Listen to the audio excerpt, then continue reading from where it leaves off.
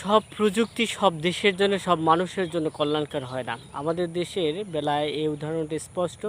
যেদিন থেকে আমাদের দেশে স্মার্টফোনগুলো অ্যাভেলেবল হতে শুরু করলো, তখনই পরিবারের মধ্যে সুখ এবং শান্তিগুলো বিনষ্ট হতে শুরু করলো। তো স্বামী স্ত্রীর মধ্যে বৈরী সম্পর্ক এবং ছোটদের খামখেয়ালিপনা এবং উগ্রতার স্বভাব, মোবাইলের প্রতি আসক্ত, পড়ালেখায় অমনোযোগিতা এবং বাবা মায়ের প্রতি শ্রদ্ধাবোধ কমতে থাকলো।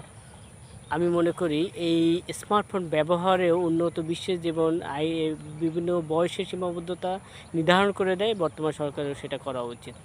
এবং একটা লোক কী পরিমাণে মোবাইল ফোন ব্যবহার করতে পারবে, কত ঘন্টা, সেগুলো নির্ধারণ করা উচিত, আইন হওয়া উচিত। আমি দেখেছি ছোট ছোট বাচ্চারা স্কুল কলেজে পড়ুয়ারা থেকে শুরু করে বয়স্করা পর্যন্ত ঘন্টার পর ঘন্টা মোবাইল ফোন ব্যবহার করে। এর যে কুফল সেটা হয়তো আর কিছুদিন পরে ও উপভোগ করতে পারবে। দৃষ্টিশক্তি হারাবে, কর্মক্ষমতা কমে যাবে, সুস্থ চিন্তাভাবনার যে সক্ষমতা সেটাও দিন দিন মানুষের কমে যাচ্ছে।